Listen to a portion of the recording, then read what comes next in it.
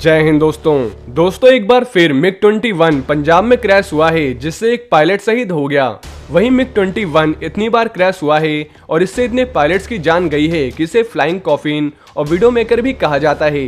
और कई लोगों के मन में ये ख्याल जरूर आया होगा कि इस फाइटर जेट को हम रिप्लेस क्यों नहीं करते।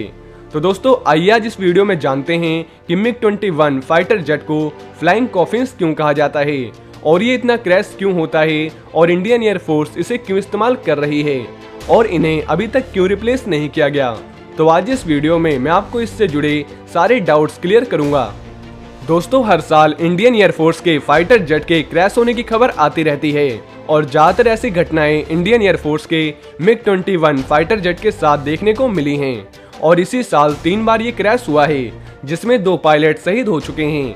वहीं ऐसा नहीं है कि मिग-21 खराब फाइटर जेट है। तो आइए जानते हैं कि आखिर क्यों मिग-21 फाइटर जेट इतने क्रैश हो रहे हैं। दोस्तों हर एक चीज की एक लाइफ होती है यानी एक्सपायरी डेट, क्योंकि समय के साथ हर एक चीज में कमियां आनी शुरू हो जाती है।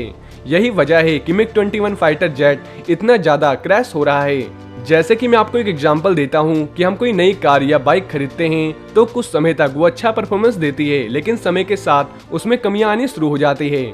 ऐसे ही मिग-21 में भी यही प्रॉब्लम आ रही है, क्योंकि ये काफी पुराना भी हो चुका है। इसके सिस्टम और पार्ट्स पहले जैसे लेटेस्ट नहीं रह गए हैं। इसके लगभग में सारे पार्ट्स आउट ऑफ डेट हो चुके हैं, इसलिए इतने सही से काम नहीं कर पाता। और जिस चीज को अब रिटायर्ड होना चाहिए वो अभी भी इस्तेमाल हो रहा है तो वो क्रैश तो होगा ही। तो दोस्तों अब सवाल ये आता है कि इसके पार्ट्स और सिस्टम जब इतने पुराने हो चुके हैं तो इसे चेंज क्यों नहीं किया गया। तो इसकी वजह यह है कि अब इसके पार्ट्स नहीं बनते हैं और इसका प्रोडक्शन भी बहुत पहले ही बंद हो चुका है। इसका लास्ट प्रोडक्शन 1985 में हुआ था, उसके बाद इसका प्रोडक्शन बंद हो गया। ये फाइटर जेट सोवियत यूनियन के समय में बनते थे, तो जब सोवियत यूनियन ही नहीं रहा तो इसके पार्ट्स भी मिलना मुश्किल है, इसलिए इनके पार्ट्स को रिपेयर करके ही इस्तेमाल किया जाता है। दोस्तों मिग-21 को इंडियन एयरफोर्स की सर्विस में 1964 में शामिल किया गया था और भारत मिग-21 का सबसे बड़ा ऑपरेटर है पूरी दुनिया में। और जो मिग-21 अभी इस्तेमाल किया जा रहा है ये बाइसन वर्जन है और ये 1980 में आया था। दोस्तों बहुत से लोग ये सोचते हैं कि जो मिग-21 यूज हो रहा है वो 1964 के समय वाला है, पर ऐसा नहीं है। अभी जितने भी मिग-21 इंडिया पे मौजूद हैं ये सारे बाइसन वेरिएंट हैं जिन्हें 1980 में अपग्रेड किया गया था। इसका रडार, एवियोनिक्स, सेंसर 1964 वाले मिग-20 से काफी अच्छे हैं और इस तरह इन जेट्स की सर्विस लाइफ को बढ़ाया गया था। वहीं जो मिग-21 फाइटर जेट 1964 में शामिल किए गए थे उन्हें सर्विस से हटा दिया गया है। उन्हें मिग-21 FL कहा जाता था और 2013 में उन्हें पूरी तरह से हटा दिया गया। तो आप सोच सकते हैं कि मिग-21 कितना पुराना फाइटर जेट है और इसने बहुत लंबे समय तक इंडियन एयरफोर्स में अपनी सर्विस दी है।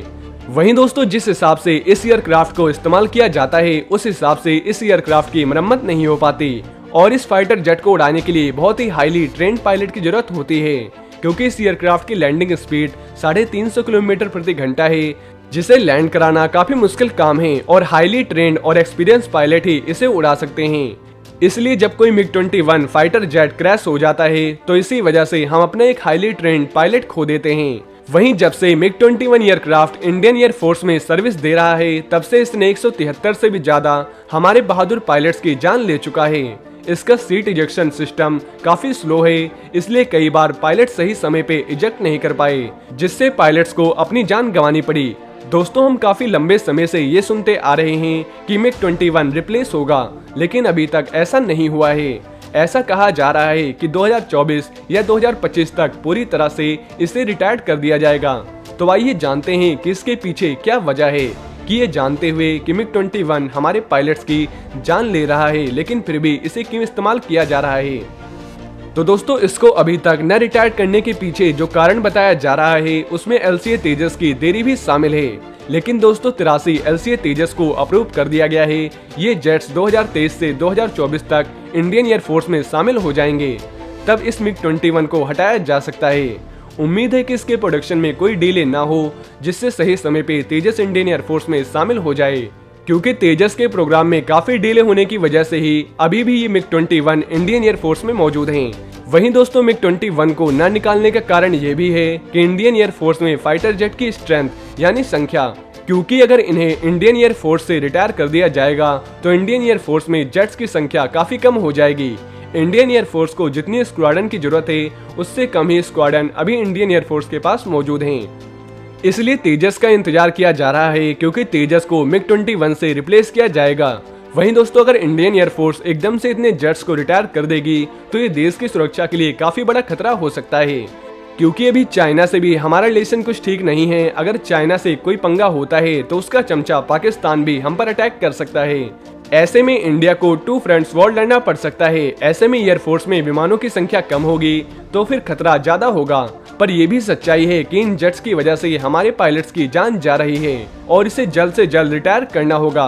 वहीं दोस्तों, हमारे यहाँ एक समस्या ये रहती है कि ज्यादातर डील्स में डिले हो जाती है। ऐसा इसलिए होता है क्योंकि हमारे यहाँ डिसीजन सही समय पर नहीं लिया जाता और ऐसा पॉलिटिकल कारणों से होता है। इसलिए आज हमें इतना नुकसान उठाना पड़ रहा है और हम अपने पायलट्स को खो रहे हैं। दोस्तों, पता नहीं ये सब कब ठीक होगा और इन बूढ़े हो चुके MiG-21 को कब रिटायर किया जाएगा। तो दोस्तों, अगर आप हमारे चैनल पे नए हैं तो चैनल को सब्सक्राइब जरूर करें और अगर आपको ये वीडियो पसंद आई हो तो ज्यादा से ज्यादा लोगों के साथ शेयर करें। जय हिंद, जय भारत।